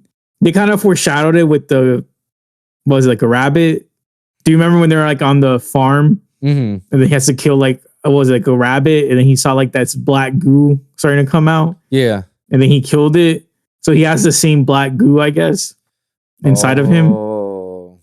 Even like Homelander, in I think the first episode, he like X-ray visions Butcher. Then he's like, "Oh, you have this black like mass like inside of you." Damn, bro, you pay attention to detail, bro. Because some of the stuff I was like, "What the fuck?" Yeah, so I think like I knew it was cancer. I just didn't know that like his cancer literally can come out of him and just wreck people. I thought that was cool. And then he just killed Victoria. I thought that was funny. That was a hilarious way. I didn't know they're gonna kill her that early on, but hey, I'm not mad. That last episode, going back to it, I felt like a lot of things happened, and then in other episodes before, like a lot of things didn't happen, or things didn't matter, and it was kind of like y'all could have just erased some of those plot points and then just like make those episodes more impactful. Because like the whole thing with Frenchie, it's like, okay, he turned himself in, and then immediately Butcher's like, yeah, you're out of jail. What was the point of that? Like, he didn't suffer, he didn't do anything. Because like he's supposed to punish himself, and Butcher's like, nah, come out. Mallory will get you out. And it's like, what was the whole point of that? What was the whole point of him saying like, oh yeah, I'm sleeping with dudes, only to like he ends up with Kimiko? Yeah. What was the whole point in all? Why did you show me of his gayness only to be like, oh no, I'm bi. I play both teams and I love Kimiko too. I'm like, what? Yeah. I just felt like that plot, all those plot points didn't go anywhere. Mother's Milk having like the anxiety attack and then still just stay with the team. It's like, I knew he was going to stay with the team. I knew he was not going to leave, but it was just like, that was such like a long-winded thing for like no reason. I like that Starlight got her powers back. That felt like good. That like throughout the whole season, she like loses them and she's struggling. At the end, it's like, okay, I really have to like get them back. I feel like now that Victoria's gone, because Victoria's power is that she has to see the people. Yep. That's why like the first thing Butch did was like cover her eyes. Yep. I feel like the chick from Gen V, her powers does not rely on sight, and I think like she has to play some role. And then last thing I called was Soldier Boy. I'm like, they literally teased him, and then they teased him earlier at the end of the last season. Yeah, they teased him. They teased him that he's like under the CIA, and then now he's they teased him at the end. Homelander's like looking at him. Bro, there were so many things that you were like, oh my God, I can't believe Mike was on point on this shit. Holy crap. Oh my God. He called it. He called it like, there were so many things that you called it. I was like, wow, bro. Like what else that I don't know that you called it, that you knew it was going to happen? I'm excited for Soldier Boy coming back. Well, both in season 5 and in the prequel. Oh yeah, they announced because they announced they're gonna do a Soldier Boy prequel. They're gonna do a lot of things, right? Yeah, like the boys itself, it's gonna expand itself. Like I was like, did you really have to expand it that much? So I know there was like, oh yeah, we're gonna do the whole Gen V, right? Yeah. So what else? So it was Gen V. It was the boy prequel. Yeah, and then The Boys Mexico. Yo, what? Like, what is going on with that? Yeah. So The Boys prequel that includes Soldier Boy and Stormfront, Gen V season 2, The Boys Mexico, and then the final season of The Boys. I think the VOT Rising one is gonna be so crazy because it's gonna be the most racist, because it's a literal Nazi with Stormfront, and then Soldier Boy, who literally is also racist. So like, I feel like the writers can go crazy on that. Yo, if VOT Rising doesn't get canceled, nothing will. Nothing will. Shit. Yeah. So and then Gen V is gonna come. It's filming right now, and it's gonna be released next year, and then 2026, it's the final season of The Boys. Yeah. All right. So you gave us so you're gonna give us like a little brief space with The Boys. That's good. But obviously everything is tied up with Gen V. So we had to watch Gen V and see what's happening with the world and whatnot. Shit. I didn't expect that the Homelander was gonna go that far. That now he's gonna literally ban an army of the Supes and then just take over the White House and be like, this is my new place now. Fuck, some of the fucking Supes that attacked the Boys, I'm like, what the fuck? Why are you here? Like the guy with the penis, love sausage. Yeah, I was like, oh, nasty motherfucker, you're back. And then the girl that escaped the asylum and everything, I'm like, you're fighting with them? You're on their side, bro. Isn't it the same people that they were torturing you, experimenting with you and whatnot, and you decide to go on their side? I was like, what? What's this change of character and whatnot? And obviously, the Gen V2 fucking sorry, that came over and but hey, good thing for those two because it gave Kimiko her voice back, I guess. Yeah, that was crazy. Yeah, and happily to see that Annie got her full powers and they're able to fly away and escape because Huey say, just go. Now this shit's gonna go nuts. Yeah, like, and then Newman's daughter, she's gonna be in the same orphanage from the Supes, where they, experiment and train and whatnot. So it's still by VOT. It was just like, bro, it's maniac, it's genocide shit. Like it's gonna go nuts. I did not expect for Brian to kill what's her name? Mallory, yeah. But when the thing was getting intense, I was like, oh fuck, he's gonna do it. And he did it. And I think because of that, that's what snapped. Fuck, I keep forgetting his. Butcher. Butcher. That's what snapped on Butcher. It was like, yep. Now I'm curious. Is he gonna because he wants all the Supes to die. Now he's in that war path. I want every fucking Supe to die now. So I wonder, is he gonna be able to kill, his wife's son? I have a feeling he might, and then I could be wrong. We can see that Brian will be turning on a new leaf. Brian was just like all over the place. I feel like in the entire season, he was all over the place. He was trying to see his dad's side. He saw how crazy it is. Then he goes back to Butcher, but then he sees how Butcher is trying to be manipulated, or the people surrounding Butcher is trying to be manipulated. So he gets upset with him. Again, he's a kid. He doesn't understand the severity of the situation. They go back and forth, which is kind of crazy. It was just like weird. And so I was like, have we completely lost Brian? Like, is Brian going to be now on his dad's side all around? Like, this is going to be it? Butcher has to kill him or whatnot? Like, I don't know. I have a feeling that Butcher might actually end up killing Brian. And that's, it is what it is. It's Ryan. Yeah. Not Brian. Oh, it's Ryan. Never mind. I was close. Don't worry. Roast me later. But I didn't know that Butcher was gonna be a Supe because that wasn't the case in the comics, right? In the comics, they don't get superpowers. They all just have enhanced, like maxed out physical traits. Okay. So like in the comics, like Huey can like kick someone in the head, and their head will literally like pop off because they all take like the 10V. the Temp V, Mhm. and it all gives him like superhuman strength. Mhm. So they don't have powers like they can fly or shoot lasers or teleport or stuff like that. They're all just like super strong. They're all like Luke Cage, basically, if that makes sense. Okay. All They're all right. like Luke Cage. That's the best like comparison I can really give. So here they changed it a bit where it's like, even then I still don't think Butcher is a soup. I think his cancer is just genetically like mutated? Yeah. Okay. Because it's like, because again, the rabbit that he killed had the same thing. It was like the cancer was like alive in of itself. So I think it's like he might not be a soup. He just has like mutated cancer that literally is alive and you control. That's cool. I mean, I guess you can say him controlling the cancer is his superpower.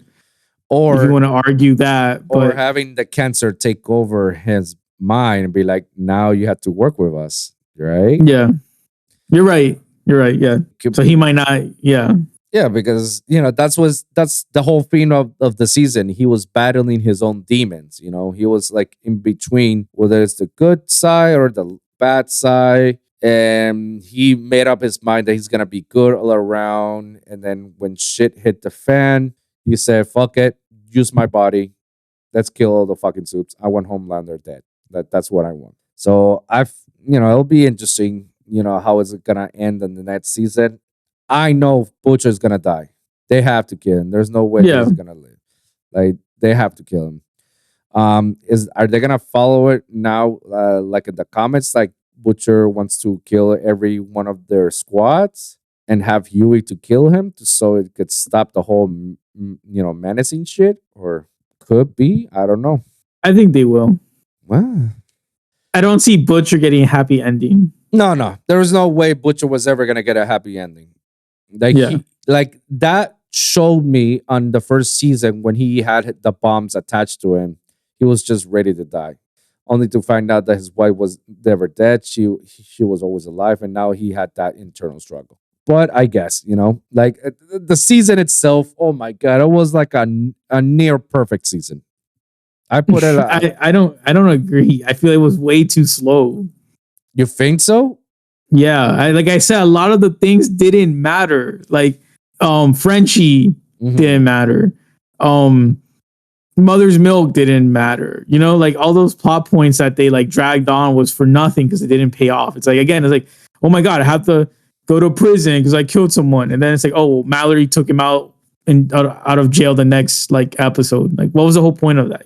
So I felt like it was. I don't think it was like near perfect. Well, when I say near perfect, it's like it's near like 9 out of 10, 8.5 out of 10. It's not perfect, but it was near there. It was close enough that was like, oh my god, you ended like in a banger. Would you agree? I mean, ending in a banger is not enough for me to be like, you deserve a high rating. What's the rating that you'll give them for this season? A 7. Damn, that low? Not even an 8. A 7 is a C. Damn. Not even a B. Damn. Like I said, like I just felt it was too slow. Like I didn't even feel like it was slow. I felt it was like, all right, it was at a okay pace. Like there's definitely like I just understand your perspective out of it. There's those certain plots, yes. What was the whole point of it? That you could have just physically removed those plots and the story would not change at all. I guess like because to me, near perfect was last season with Soldier Boy. So like if I'm gonna say that one is near perfect, this one can't be on the same level. That's how I'm doing my rating off of it. Okay. Fair enough. I feel every scene with Soldier Boy was just like fantastic to watch. And you feel like in this season it wasn't all like that because of those certain plot holes that made absolutely no sense to the story. Yeah. Like didn't add or remove anything with the episode. Okay. Yeah. Because I feel like if you're going to drag something on like 3 episodes, like please have a payoff of watching it. Like again, it's like we watched 3 episodes of him struggling, that he killed his boyfriend's family.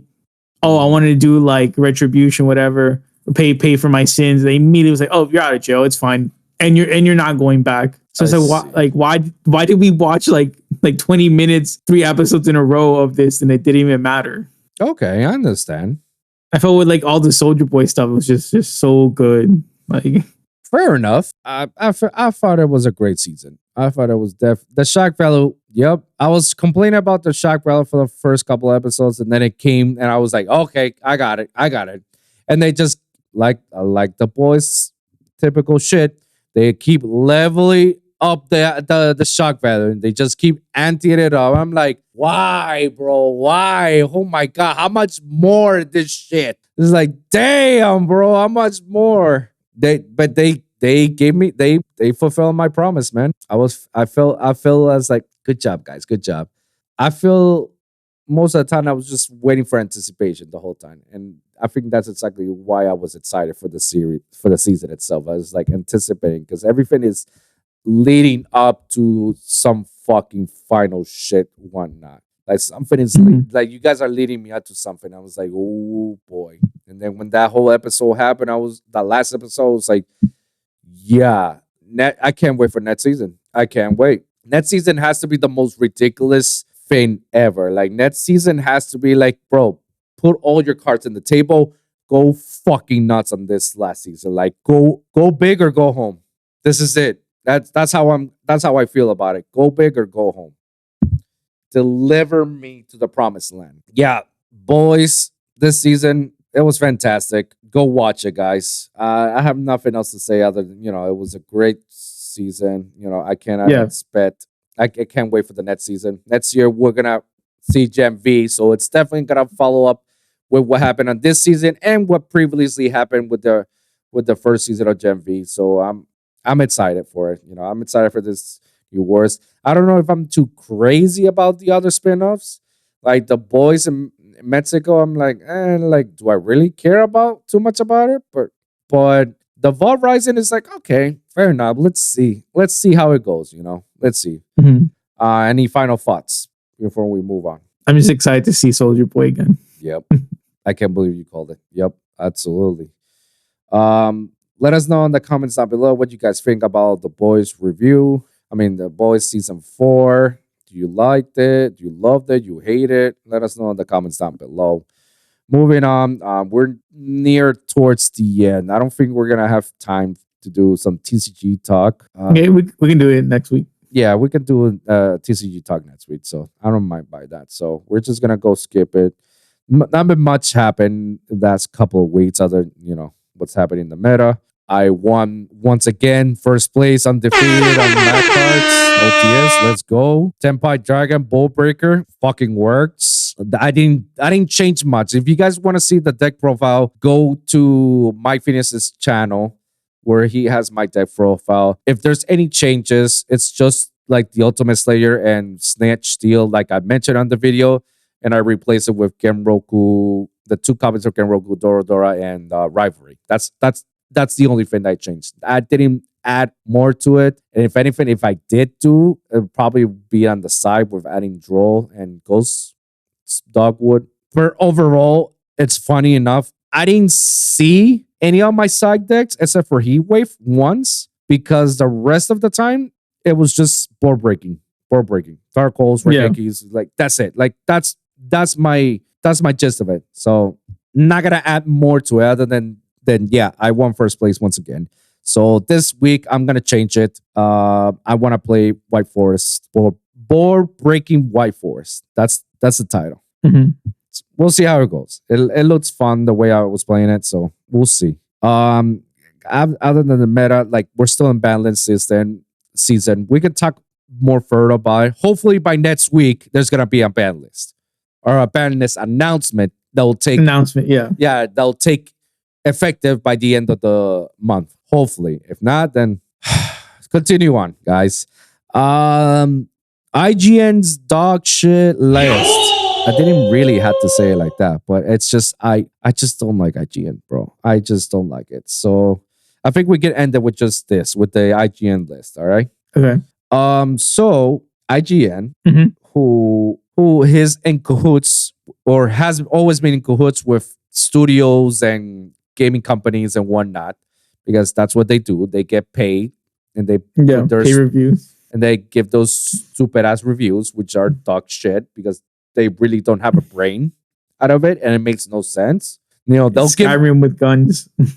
they'll give a bad review to a great game, and they'll give a great review on a dog shit game. Like, yeah, Cyberpunk. That's all we have to say. Cyberpunk, guys.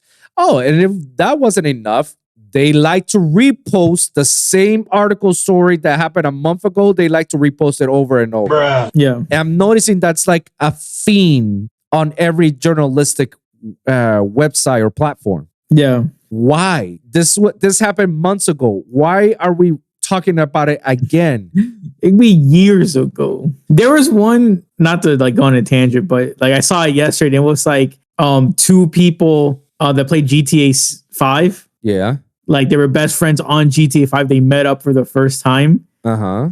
And I was like, this happened like 6 years ago. And like it wasn't IGN, but it was another like publishing, Instagram, whatever. And then people were just like roasting them in the comments. They're like, yo, this is old. Why are you posting this like it's new?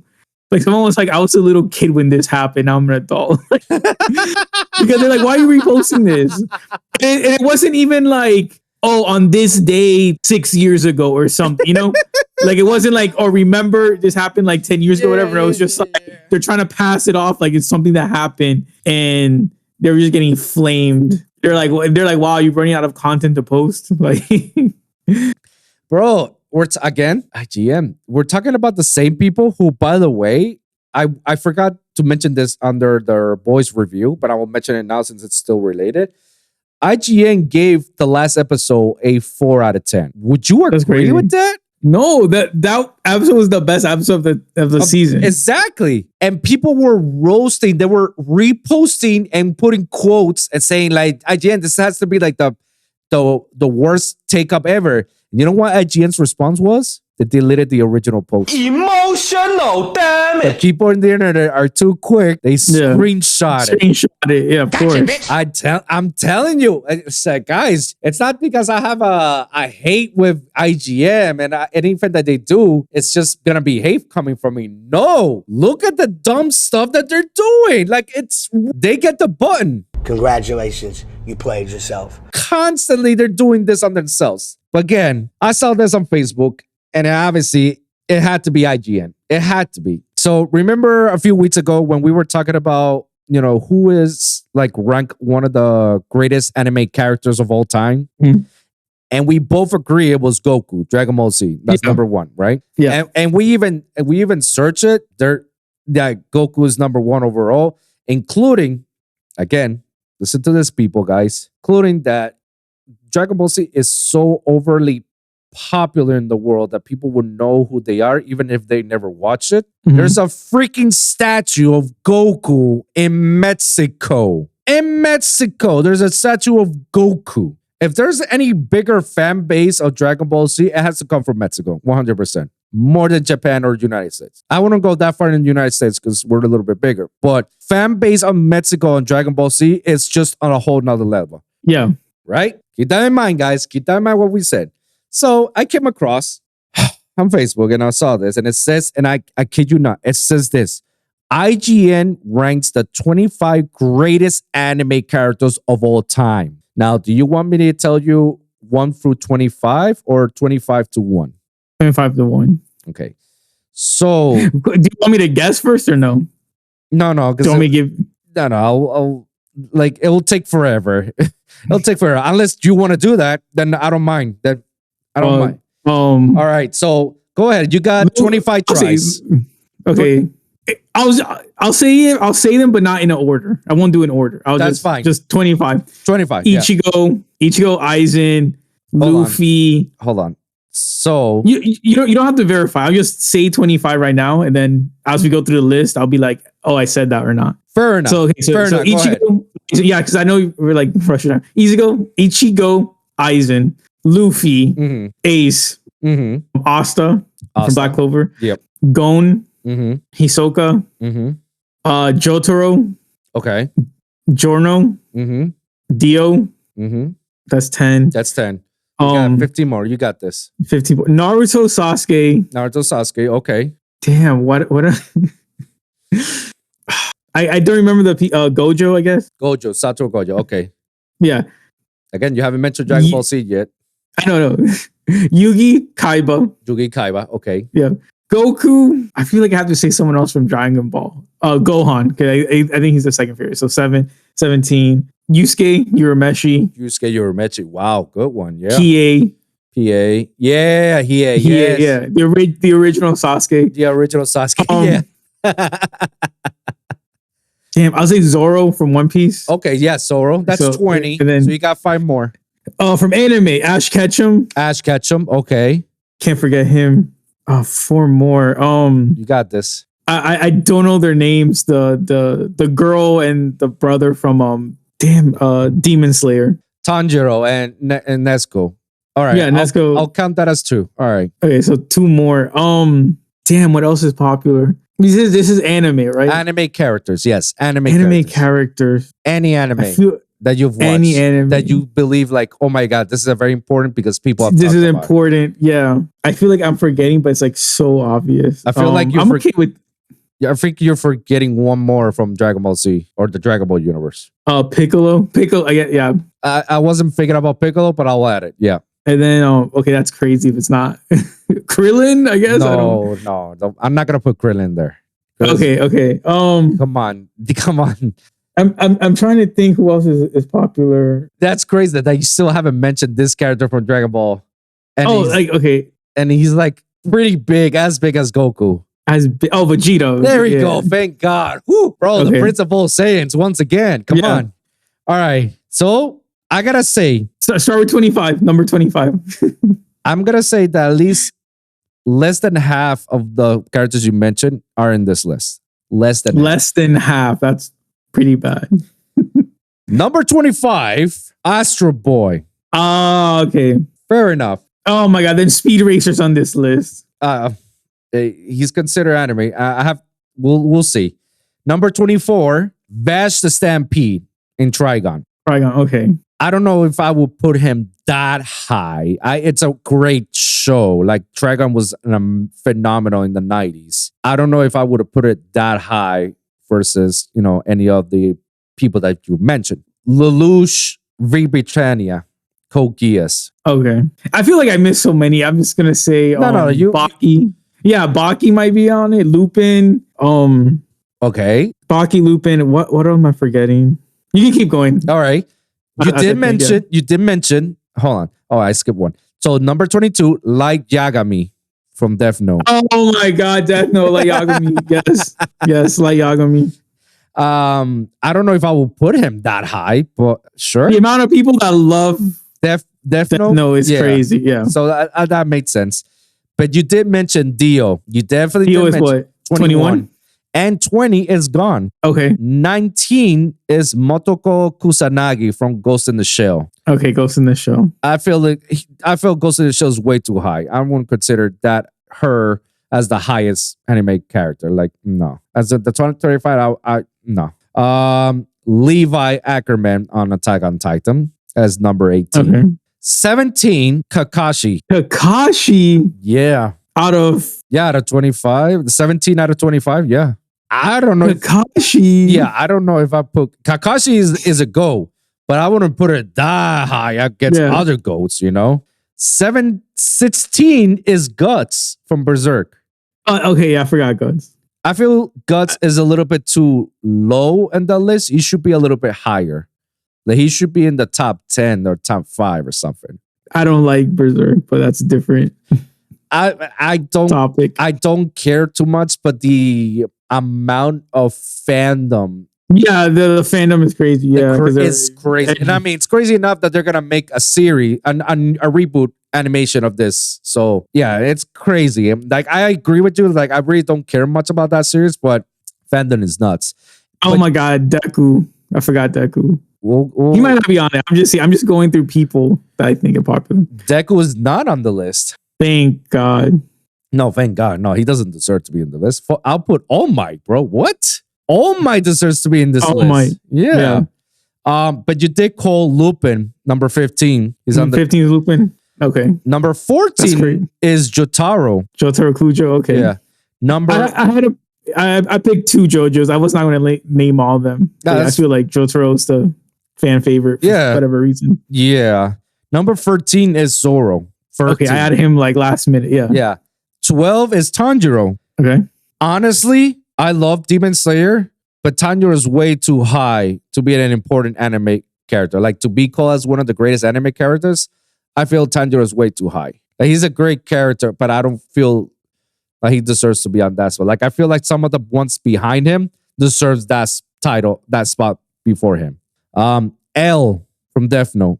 Okay, so they're doing multiple from the same series. Yeah, they're doing multiple. They say greatest anime characters.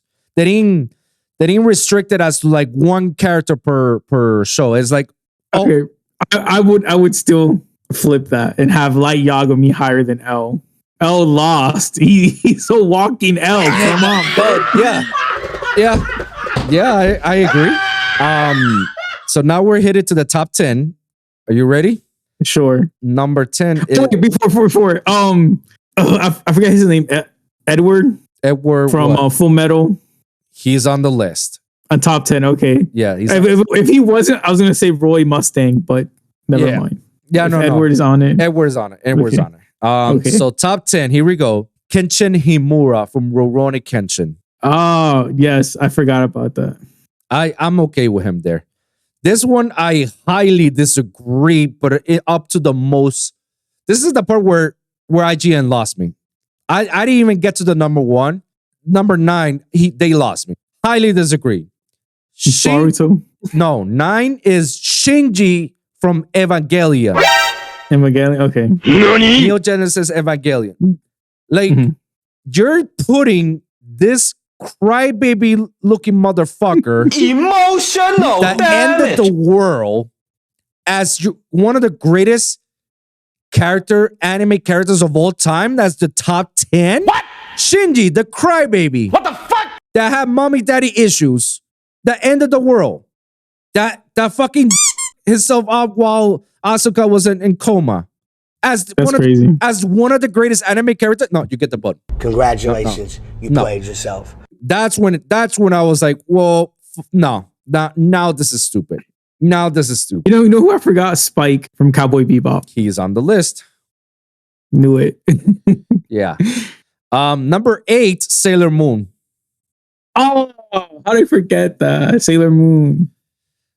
I feel Sailor Moon's a little bit too high, but that's fine. I mean, Sailor Moon has a huge fandom. It's been there in the 90s and now it's still keep kicking it. So that's fine. Sailor Moon is at the same time as Dragon Ball. So it has my respect. Number 7, the Prince of All Saiyans. Okay, Vegeta. Yeah. Number 6. I don't like Vegeta. That's why I forgot. Yeah. But you can't have Goku without Vegeta. Sure. Number 6 is Spike, Cowboy Bebop. So okay. He's high. Now, this is the part where I'm like, IGN, you guys are full of shit. Like, you guys are a bunch of morons. Guess who's number 5? Guess who's number 5? Boruto? Is it a shonen? I guess it used to be a shonen. It used to be a shonen? I mean, shonen definitely used to promote their manga until they didn't. Okay, so it's still a shonen. It's not Shonen Jump. That's fine. It's still a shonen. It's a big free. It's one of the big frees. I mean, I said Bleach. I said One Piece. I said Dragon Ball. Okay. So it's one of those big 3? It's one of those big 3, yeah. And it's not someone I said already? No, you said it. Goku? Yep. Hold up. Okay. Wait a minute. Number 5. Something ain't right. Number 5. Number 5. So 4 more characters are more popular. Like, I mean, I don't know what their metric is, but the metric is greatest anime characters of all time. So there's 4 more characters that are like much more greater than Goku. And that's where I'm like, that's it. That's where I disagree. Yeah, that's crazy. Everything. Oh, you know who I forgot? One Punch. Saitama. Didn't make it to the list. Okay. Number 4 is Johan from Monster. I don't even know what that is. I don't even know either. I thought it was Monster Hunter. It just says Monster. But the fact that you and me do not know who the fuck this guy is, and you're telling me this guy is much more popular than Goku? Yeah. No, IGN gets the button on that one. Congratulations. You Number played yourself. 3. Are you ready? Number 3 is Naruto Uzumaki. Okay. I'm happy that he's ahead of Kakashi. I still don't think Kakashi's ahead of Sasuke. Sasuke didn't even made it to the list. I know, which is crazy to me. Yeah. Like, I get Kakashi's a copy ninja, but still, like, come on. Yeah. The last 2. Number 2 for the list is Edward Elric. Okay. I mean, I knew because you said he was on it, and we're already at the top 2. So guess who's number 1 in all this bullshit? Did I say the name? Yep. Luffy. What? Yep. Interesting.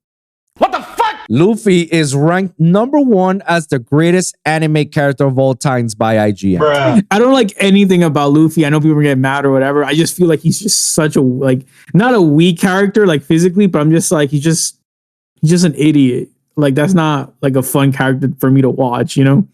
Like, that's why I never really got into One Piece. But it's still, like, I still think Goku's more, like, influential. 100%. Whenever One Piece make a statue on someone else's country, then you can talk to me. To my knowledge, there's literally a village hidden in the leaves in Japan that cater Naruto. They build a whole Konoha and everything. There's fucking statues of Goku in Mexico and in other places. Yeah. You're telling me that Luffy is ahead of Goku as the number 1 greatest anime character of all time? Luffy, Monkey D. Luffy, over Son Goku. They got the button for that. Congratulations. Yeah, I think this list was just like someone picked their favorite characters and then... That's exactly what it felt like. Because again, if I look at that list, like Astro Boy, you know, Yusuke Urameshi, by the way. Oh yeah, no Yusuke Urameshi and all this. Again, that's a top influencer, bro. Like when you see some of these, like you see from Ghost and Shell, I was like, I don't know about that. And then you see Astro Boy. It's like Astro Boy hasn't been that popular in a long time. I know it's a very iconic character, but well, the list is of all time. Like, it's not fair to be like, well, you're not popular now when the list is of all time. But I feel like when you consider the greatest of all time, I feel like that title is like you've been very iconic and popular from the very time that you were released all the way to today's modern day, and you're still kicking it. You know, like how Dragon Ball started like in the 80s. And even today, we're still talking about Dragon Ball, and we're still watching Dragon Ball, and we're even playing Dragon Ball, like the video games and whatnot. Yeah. So I feel like, okay, that's iconic. I consider those characters, Goku, as an important character of all time, to the point, like I said, we keep repeating ourselves with this. People who are not even into anime, they know who Goku is. They know Super Saiyan Kamehameha wave and shit, you know, that it's even reached to the level of celebrities, where celebrities, sports athletes, they even practice the Kamehameha wave, or they just go nuts going like, Super Saiyan shit, like that level. And the same thing with Naruto. You see celebrities going like, you know, Shadow Clone Jutsu and everything, you know, that they will go nuts. And even to this Yugi.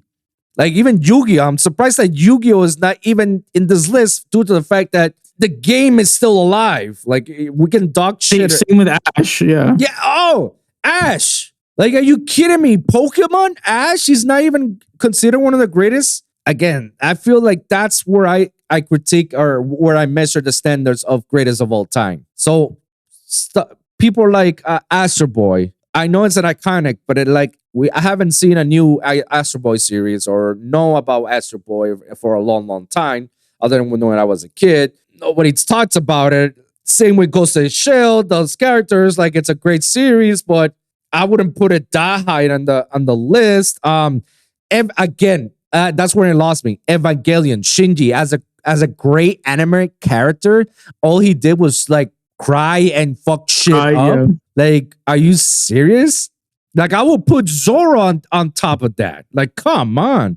So, like, again, some of these characters, I feel like they're a little bit too high for what they are or what they represent. I think like when we're choosing something that's iconic, it has to be something like that it's going to be timeless and classic to the test of time. Like we know for the next 10, 20, 40, 50, 100 years, people are still going to talk about Dragon Ball. And people are still going to talk about Naruto. And people are still going to talk about One Piece. Like in that level. But then when you see some of this, it's like, bro, IGN, you get the button hard. Congratulations. Yeah. You played yourself. So that's that. That's what I wanted to show you. Like how bad IGN really is when it comes to this. Yeah.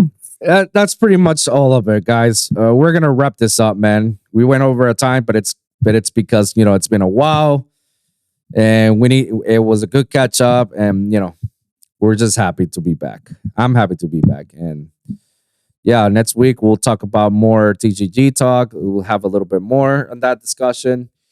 Let us know in the comments down below what you guys think about this IGN dog shit of a list. Do you agree with IGN saying like, oh yeah, Luffy's better than Goku? Or you disagree? Please let me know your comments down below. Like, please let me know. Please let me know that we're not crazy about this. Yeah, it is not like it is not supposed to be like who's your favorite character of all time. It's supposed to be like a non-biased, like who do you recognize is the greatest character of all time, Because like you might have a different favorite character, but like you have to recognize, okay, it might be from an obscure anime that's not really popular, but they can still be your favorite. But like this list is based on like what do you think is the most influential, the most popular, the most like all around, not just like your own bias. And I think Saint Luffy is crazy. Saint Luffy and Edward, bro, Edward. And bro, Edward Gellick is a dope character, 100%. And the series itself, they portray him as this amazing character. I still would not put Edward on top of Goku or Naruto. Like, no way. And I also feel the fandom likes Roy Mustang more than Edward. Yeah, they do. Yeah, they do. You ask people, they will say Roy before they say Edward. You're like, who's your favorite? Roy Mustang. Okay. 100%. And again, it's not, and we're not trying to be, we're being unbiased in all this because this list feels like it's completely biased. Yeah. Once again, I see Shinji as Evangelion as number 9. It's like, nah, dog, that's it. That's it. Your whole list is invalid altogether. There's no way. Because otherwise, if I would say if I go with biasy, I would say, oh no, fucking Naruto's number 1 for me. Then Goku, and then Ichigo, and then Edward, and then so on and so on. If we're gonna go with that way, that logic, oh yeah, I'll pick Naruto or Asta. I'll pick Asta first, bro. But come on, no. This is why, like, I still don't know how IGN is still floating. I don't know how even the own people that works at IGN don't hate themselves when they do this type of shit. Again, I guess it's shock value. Yeah, that's your rage bait, as they call it now. Rage bait. It's not clickbait. Yeah. It's rage bait. Rage bait. Yeah. Yeah. Good job, guys. They made us do that. We fell for it, guys. But please, guys, comment down below and let me know your top 25 in your opinion. Tell me which ones this should be on the list and which ones you feel like it's the greatest. We're gonna wrap it up right here. Mike, thank you very much for coming over to the show, man. As always, man, I always enjoy talking to you about this type of stuff, bro. Love being here. Absolutely, we love you being here. Plug yourself out. Let the people know where they can follow you and what they can expect your next videos and whatnot. Yeah. Always YouTube, Instagram, TikTok. Mike Phoenix Hero. I do deck profiles, unboxing, and my latest deck profile. So my latest video is with, Wolfson over here, Undefeated Tenpai. So you want to check him out on my channel, you should do that. Yeah. Absolutely. Thank you so much, Mike. And thank you guys for listening. And remember, like and subscribe for your weekly episodes here at AWC Podcast and youtube.com/AWC Podcast. We're going to find a better acronym for that later down the road, so we'll make it easier for everybody. But you can just follow me here at youtube.com/AWC Podcast. Like and subscribe and click the bell for notifications. Audio versions, as always, SoundCloud, Spotify, iHeartRadio, and Apple Podcasts at The Lone Wolf Podcast. Wolves in Music, and a Wolf in Geeks clothing. Comment down below. Let me hear your thoughts. Share your experiences. If you guys got a specific topic that you want me and Mike to cover, please let us know in the comments down below. We're going to do our best to talk about it in the next episode, guys. So thank you guys for tuning in. We'll see you guys in the next one, all right? Peace!